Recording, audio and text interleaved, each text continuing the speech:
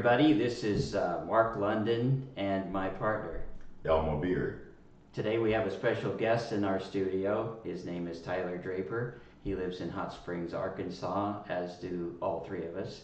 And today we're going to have a little conversation about some of the bigger events in June, and also talk to Tyler about his political ambitions and his perspective on local politics and local ordinances. Is that a correct term? Yeah. Maybe running for public office himself, or right. Becoming a future candidate. We'd like to make a shout out to this being the month of Gay Pride Month, the LGBT community, supported with compassion and empathy by myself and I think my colleagues here. That's correct. In support of people who have different lifestyles, different choices, and different looking families. Also, Juneteenth is coming up this month, so that's an important date. It's a national holiday. I would know from my own experience that June the 19th was a holiday when I grew up. It was baseball and two 12-ounce bottles of pop for 15 cents and barbecue and hot dogs and no work. Yeah, and the white folks in California where I grew up had never heard of June 19th. They didn't know what Juneteenth was at all. It was way into my adulthood before I discovered about the celebration that was very common in black communities because of the fact that the folks that their relatives in Texas had gotten some pretty good information finally 2.5 years later after the Emancipation Proclamation. Initially, I'm Mark London, he's Elmer Beard, as we mentioned. Our program is called A Conservative Conversation because we're very interested in taking back the language of conservation, meaning what it actually means in the English dictionary, and that is we are conservative about human rights, the environment, women's rights, the rights of race, yes, religion, assembly, the press, and the list goes on. Freedom of speech, yes, protecting the Constitution, following the rule of law, going back to that, which is the way our government has mostly operated throughout the 250-year nearly history of our country until this new administration who's effecting a hostile takeover of our country. We have to make a statement about it, and we have to take a stand because we don't want the definition of freedom and democracy to be changed. We have to hold on to the values that brought us to this point, and we'll be doing that as we have a conversation with Tyler at this time about his interest in becoming a candidate for a position. So moving on, we'd like to welcome Tyler Draper to the studio. We're happy to have you here. We know that you have some ideas about our local government here in Hot Springs, and we think this notion is a good thing to share with other communities around the country. They say all politics is local. I think even the national politics, of course. But Tyler has been thinking about housing, and he's been thinking about our local laws here, which prohibit the retail sale of alcohol on Sundays. Do you want to give us some thoughts on that, Tyler? First, thank y'all, the people that are watching, and you too for letting me join you here. I'm learning just by sitting here, so it's always great. But first, my name's Tyler Draper. I'm from Hot Springs. I'm actually a public school teacher. I was born and raised here, so I've either interned, observed, been a substitute, a student at all 7, or taught at all 7 school districts. So I know the area well and all the different parts of the community. But so a few things. What was the first one you mentioned? Well, we were talking about housing, yes, and the availability, the problems that people have with landlords and that kind of thing. Yeah, so unfair treatment. Arkansas is an interesting state when it comes to being a renter. I recently just bought my first house, and my mortgage is less than the rent that I paid. And Boy. so we have a problem with moving renters to home buyers, whether it be closing costs or building credit, finding the right lender, or maneuvering the process. We have a problem not just locally or statewide. This is nationally. People getting stuck and not being able to move ahead and find the American dream. Home sales right now are nearing some really historic lows, and we're not building as we should. Part of that is post the pandemic. Wood prices shot up quite extravagantly, and what I'm noticing across Hot Springs is there's two type of builders. You either got somebody that's building a really nice house out on the lakes, or you got someone who's building, maybe a more safe investment, such as like Habitat for Humanity. And there's nothing wrong with those, but when it comes to middle class, single family homes, we're not meeting what we need to. And if you actually look at the numbers, Hot Springs actually decreased in the amount of people who lived here. You go right next door and you look at Benton, Bryant.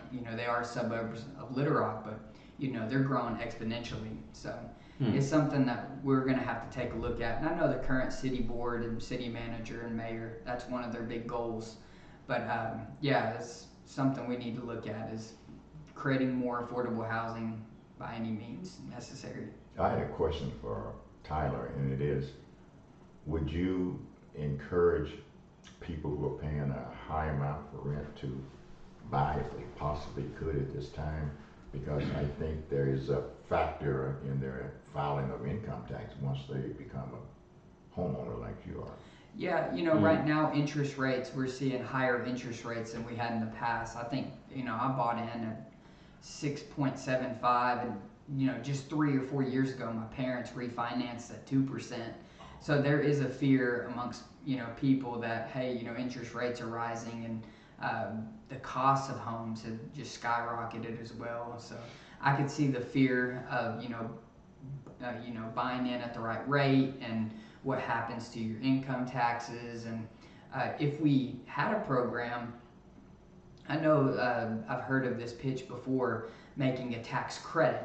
So at the end of the year when people are paying income tax, saying, hey, like your closing costs were this much, we'll make that a tax credit for you. I think that would incentivize more people to take that leap of faith and invest in home ownership, because we know that people who invest in homes, they invest in their neighborhoods. And I'm not saying renters don't do that, but you know how it is. When you're buying something, you feel proud of it, you want to fix it up, you want to keep it well maintained.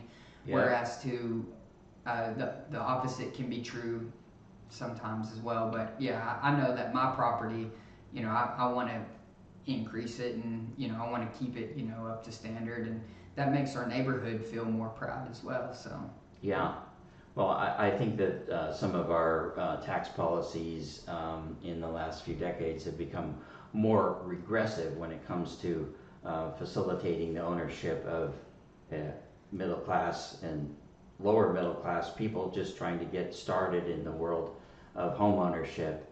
You used to get a much greater credit for your house. You could depreciate things that now you could just maybe write off the interest. So back to your point of getting some credits and being able to take advantage of depreciation, which is a fact of life for almost any product that you own. As it ages, it becomes less valuable because it's deteriorating, exposure to the weather and so forth, and just use, wear and tear, and so we need to have places where people can buy quality houses and have some fair advantage, and we've got so many of these people coming in like BlackRock and huge multi-billionaire investors, Jeff Bezos, Bill Gates, I'm sure Elon Musk probably has a lot of single-family homes, and this legislation is part of the core of what we need to fight for in getting back our democracy, but it's also being able to control the fairness of our tax proposals, and also keeping out investors, why should that be? Why should have a neighborhood full of individual residential homes be in a portfolio of somebody just to make money? Because that really goes against helping people, lifting all boats, etc., by giving them a chance to buy. Yeah, and I've noticed that too in Hot Springs. Like we've seen, when I bought a house, I got outbid 3 times by out-of-state investors. And that's no disrespect. I got family across the country, and I know that you can sell a house in California and buy 3 or 4 here sometimes. But what I was noticing were people coming in, and it wasn't your single person. It was somebody who worked for a large corporate company, and they wanted to come here and put in, you know, a hotel in a neighborhood. Or sorry, some of us call those short-term rentals or Airbnbs. Mm-hmm. And you know, it just became almost impossible for a guy like me to buy a house. And I got outbid, and I'd show up and they'd have a case full of cash, and a realtor or a seller is going to take the case full of cash before they got to deal with, you know, my lender and FHA and trying to get, you know, inspections and all this stuff done. So it really shorts out people of my generation. And we have ideas to fix that. Number one, you know, Mark just talked about it. He said that we've got to be able to get some of those corporate entities out of it, because what we're seeing right now is corporate business space. Look at Hot Springs Mall, for example. Corporate businesses are moving. A lot of people are moving and working in home. They're not buying offices on Main Street anymore. So those investors are, instead of investing in property on, you know, main streets and in malls, they're turning around and they're getting into the real estate industry. So it's just becoming so. The residential real estate. Yeah, residential, and it's becoming. It's almost like Monopoly. You know, you play Monopoly long enough, you gotta, you know, buy up the properties where people, you know, where they're going. So residential is becoming quasi-commercial, I think is your point. Yeah. Does that sound right? Yeah. So, I hope we can preserve some of the older houses on the east side of town, which was originally the heart of Hot Springs, downtown Hot Springs, and all the area going east that we have been able to hold on to over the years since I was elected official. Because you pointed out, it's usually the house where you participate by working yourself for the house to become yours in the future, or in extreme case where they're on the lake. But we have a need for housing right between there where individuals, and we have space to do it, where individuals have a need for housing in that area, individually, between the extreme cost of the low and the high.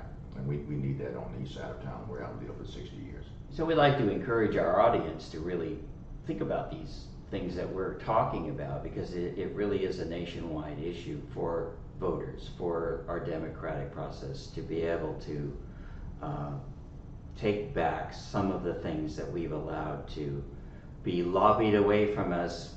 Special money interests, lots of money coming in, influencing our legislators to be influencing them to give special favors to the ultra rich. We can see that with this new congressionally passed bill that's going to add around $2.5 trillion to our national debt and accrue significant benefits. One of the greatest transfers of wealth, maybe the greatest transfer of wealth from lower and middle class people to the ultra rich in our country. And we've been on a trend of doing that. And so we really need to make clear that this is not okay. The majority of people really need to be heard and felt and understood that we are going to just not take this lying down, and we're going to keep informing ourselves about what is truly happening to our real estate market. So much of it has been usurped by these big investors. Now, it appears that when Tyler runs for office, it's going to be a strong plank in his platform, but he has some other ideas that he wanted to share with us that he may be giving some consideration to as he becomes a candidate for public office. Yes. Yeah, so one last thing I wanted to talk about, you know, with housing and such is I would like to see an ordinance either at the state level, or city level, requiring that there be that any dwelling that someone lives in, the temperature, all right, it'd be 20 degrees less than outside during the winter. Mhm. So like if it's 20 degrees less than in the summer. So like right now it's 90 degrees. That means the house would have to get to 70 degrees. That means it'd have to have AC of some sort. Okay. And then finally in the winter time, it needs to be 20 degrees more than what's outside. So if it was 50 degrees outside, you need to get the house up to 70. So you need some type of heat in the home. Because we had recently saw a landlord here in Hot Springs ripping people's AC units out of their house and surcharging them for that. So that's something I would like to see. And then next, when it comes to Mandated, so that the landlord has to assure that they are providing a livable and comfortable and healthy environment for people to live in, so they won't freeze to death or burn up in their house. Don't smother. I've heard, I have friends in real estate and friends who own properties, and they say that's going to increase the cost of the housing. That's okay. If we have to pay more for people to have AC and heat, that's something that I'm sure more people are willing to pay. That way they're not living in a doghouse. And then the next thing that we need to do, the Arkansas Realtors Association, they've battled this in Little Rock for years, renter habitability laws, meaning that all the doors, an entry from outside to inside has a lock, carbon monoxide detectors in the house, and non-leaking roofs. So just some basic protections that are... What was that word you used? Renter habitability laws. Habitality. Okay. Yeah. And so these, I think Arkansas is the only state without one. Don't quote me, but somewhere near that. So I would like to see just some basic protections. And when you hear people say that this is going to increase the cost of the housing, I beg to differ, because I think what it's going to do is it's going to increase the property value of your neighborhood. If I live in a neighborhood and I got someone who doesn't have AC, or they don't have some way to heat their house, that hurts me. That hurts my neighborhood, or the whole, because we all do better when we all do better. And if one person's hurting living in your neighborhood and you're not helping them, or we don't have laws that protect them, when you go to sell your house, people will not want to live around that. So we need to make sure we're rising, we're rising up and not, settling for the bare minimum. One of the issues that Tyler was going to reference here is the Sunday sale of alcohol from retail establishments, which will support our local infrastructure better if we have more of that tax revenue available to us. So I think around like 2009, or it could have been 2014, the legislator made it where cities and local municipalities could get this on the ballot and decide on it. So here in Hot Springs, we don't sell alcohol on Sundays, and it's always been a point of frustration with tourists who travel here, because a majority of our tourists come from Texas, and in Texas they do sell alcohol on Sunday. I'm not sure if they sell it after church lets out at noon or if it's 10 a.m., but in one way, shape, or form, they do sell on Sunday. So the petition that we've got started here, the group's called Keep Our Tax Dollars in Hot Springs. And the point behind that is for Hot Springs to be able to keep that revenue here, because the name of the game in the city, and they make their taxes, is based off of sales tax. So the petition we got, it's pretty clear. It just says that we're trying to get a ballot question committee. We're trying to get the question on the ballot to let the people decide. The question asks, you can either vote yes in favor or no. And the question is from 10 a.m. to 12 a.m. at night. Yeah, so, but that is from the state law. We just got it straight from there, and I didn't really put it at noon or 12. I just thought being at 10 a.m. Just based off of what the state law was. And we'll put it on the ballot. Hopefully we can put it on the ballot and let the people decide. That we need 1,953 signatures from people who live in the city and who are registered to vote. Just for for those that don't know, 6 cities across Arkansas have already done this. Mm-hmm. And they've saw record tax revenue. Fayetteville, Springdale, Rogers, most Northwest Arkansas communities. But here's the one that got me. There's a town in North Central Arkansas, I guess you could say. It's called Mountain Home, and Mountain Home has a lot of has lakes around there, and they rely on some tourism as well, I think. So Mountain Home passed this, and I was in Mountain Home, and I noticed that, and I was like, if Mountain Home is doing this and Hot Springs is not, we're wasting our dollars away. And so I thought maybe we could try it, and for the most part, I've got a lot of support. Democrats, Republicans, Tea Party, you name it, across the aisle. They've said, hey, I may not necessarily drink on Sunday or agree with it, but I do agree with letting the voters decide. So we've had decent support. Not really any opposition from churches at all just yet, or I hope none at all. I support what the people think.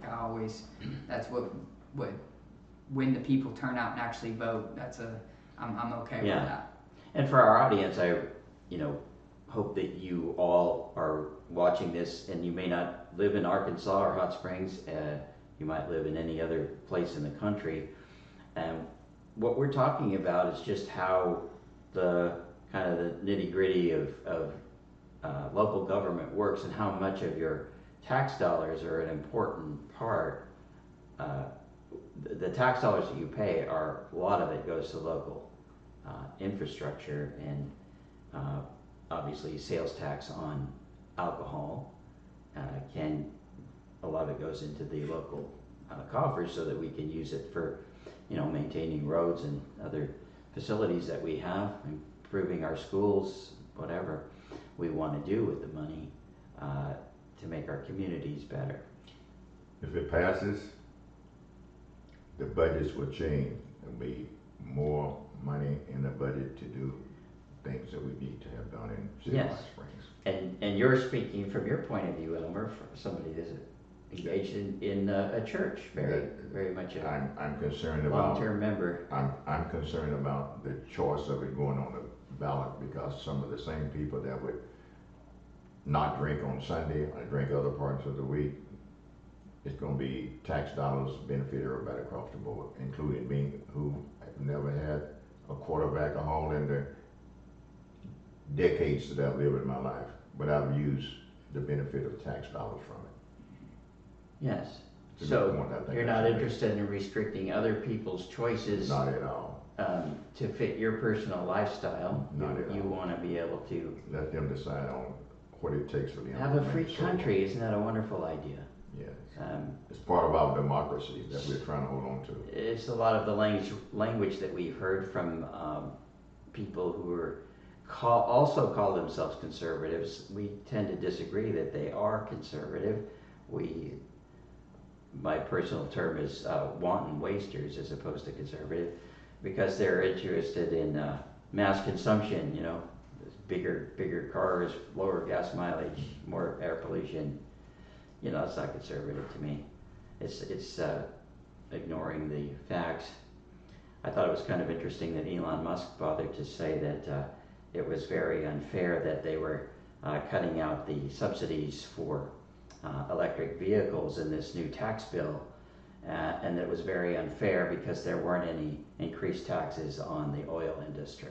Gentlemen, about ready to wrap it up here, and I think we've all learned something.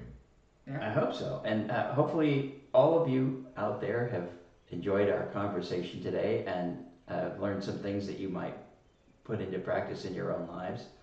Thank you for being part of our channel, A Conservative Conversation. And we're the real conservatives, and you can see that we have progressive views, which means that we are interested in compassion, all the rights for people across the board. And keep with us. So subscribe to our channel, please, and you'll see us on a number of different platforms out there. We look forward to see you again. Yeah, yes, thank sir. you so much. Thanks, Tyler. Thank welcome. you. Thanks for coming.